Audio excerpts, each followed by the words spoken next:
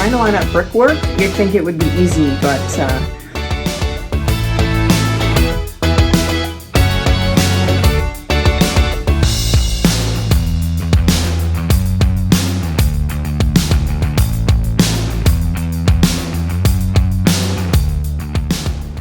Hey guys, welcome back to my seed starting studio. You can see that I have added some faux brick to the walls just to give it, honestly it was to give it just some protection against watering. When I was watering my seedlings, it was just bare drywall in here and it was getting wet. So I needed something just to kind of cover up the walls to protect it from the watering.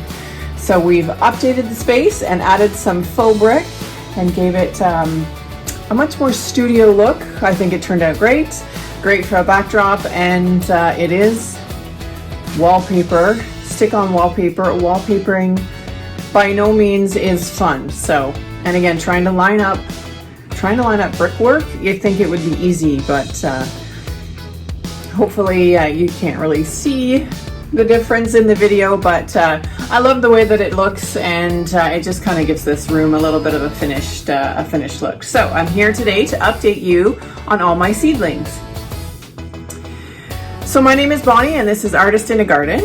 I decided to dedicate this space to seed starts, so I put in a utility shelf and added some shop lights. They're 4,500 lumen shop lights, LED, and I have put them on a timer, so my seedlings are all getting about 16 hours of light. So my first attempt this year at starting Dianthus, and from all of the things that I've read online and watched lots of the YouTube videos, Dianthus seeds apparently are pretty difficult to maintain. They're a slow growing seed, and they need just a little bit of extra care and attention while they're in that seedling stage. So I started this full tray of Dianthus. These are seeds from Johnny Seeds, and I'll put a link below where I got my seeds from. I started just with two kinds. One is Arena 3 Gold, and the other one is the Voyager 2 Champagne Color. Beautiful flowers, and I must say, I think I did pretty good.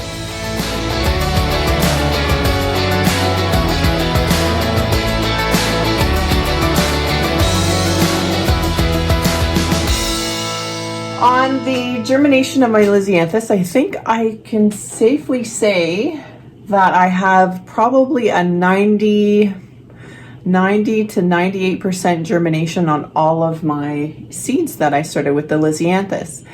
A couple of them I did put an extra seed in because I didn't see them germinate as fast as the other ones.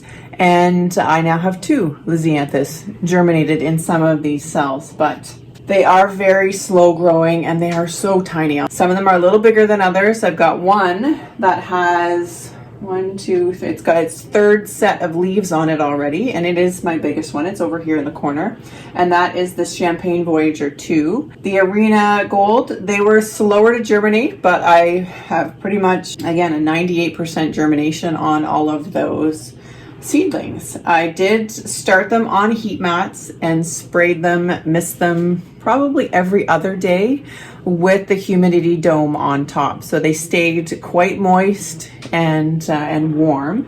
I was concerned about the temperature in the beginning, that they were getting too warm, but I just kind of went with that gut feeling and what was working for me, and I would take the humidity dome off for a little bit and then put it back on. I just recently, in the last, I want to say week, took the humidity dome off 24/7. The heat mat has been off probably for 2 weeks now. So these were all started on February 3rd. And what's today? Today is February 28th. So what is that? 3 weeks, almost a month. And we've got full germination. You can finally see these tiny little seedlings. They are so small.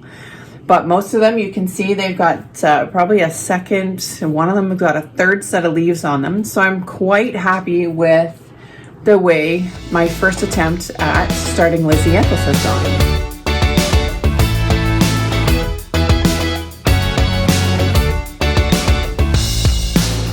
So as a distraction for myself with being obsessed over watching these Dianthus seeds grow, I decided to start another tray of, I call them my distraction seeds.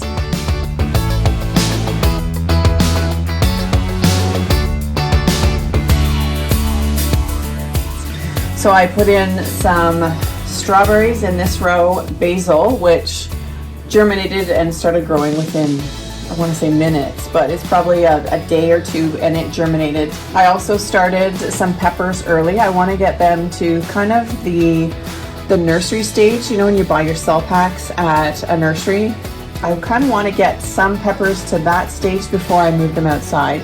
So I did start them fairly early. These are February 4th. So I started a lot of this tray the day after I started my Dianthus seeds. So these are almost 4 weeks in as well. And I also wanted to try some onions.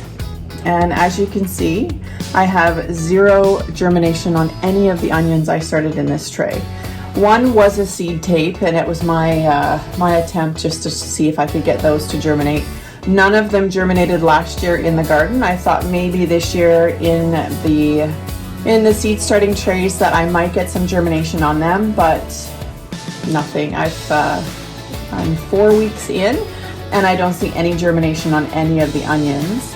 On the end rows, I started Walla Walla onions from the seed as well, and still no germination on them. I did put the yellow sticky traps in the trays to catch some of the fungus gnats. I did notice the little flies kind of flying around in here the one day, and I thought before I take the humidity dome off my Dianthus, I wanted to catch any fungus gnats that were in this area. So they've done really well. I haven't seen anything in the soil. I do see a few of the fungus gnats on these little yellow sticky traps. So hopefully I was able to get ahead of them and I won't have fungus gnats in the soil, because I really don't know how to deal with those. But if anybody has dealt with fungus gnats and has a good treatment as to what works, let me know in the comments below, because I think inevitably if they're flying around in here and I am catching some,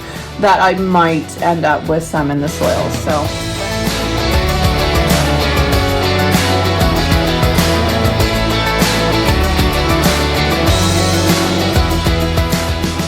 up on the top rack, I decided to start some bigger cell packs. These are 4-inch, some smaller cell packs of onions. So I got lots of germination on those, and those are a purple onion. These are called bunny tail. So it's just an ornamental grass that I started growing, and I'm going to use those as accents in some of my flower arranging, some of the bouquets. And I just sprinkled the seeds on top, and great germination on these. Again, grass, it's not that hard to grow grass. So this is Pampas Grass, which I started seeds of Pampas Grass and then started reading about how invasive this grass is, and you have to check with your local area to see, you know, if you can grow it or not. And so I looked into it a little further, and the seeds that I have started are not the invasive type. So it does say that it is only hardy up to zone 7. So I probably won't be able to winter this over in our area. We're a zone 5B and I'm in Ontario, Canada. So over on this end, I have Dianthus, again in the 2-inch pots, and these will just go out into the garden. These are hardy in our zone, and it's just the bright pink Dianthus, and that whole pot I'll be transplanting into the garden. I won't be potting them up or separating them out, so that will be going into the garden. But these little cell packs that I started are delphiniums. So I don't have a lot of germination on the delphiniums yet. The ones that have germinated just came out in the last, I want to say the last 3 days that I've gotten the germination on these delphiniums. So that's just kind of a quick update on the seeds that I have started so far. And I've got another row of shelving set up ready to go with my grow lights and my seed trays. So leave me a comment below. Let me know how your success is on any of your seed starts. Are you starting Dianthus? Thanks for watching, and we'll see you in the next one. Bye-bye.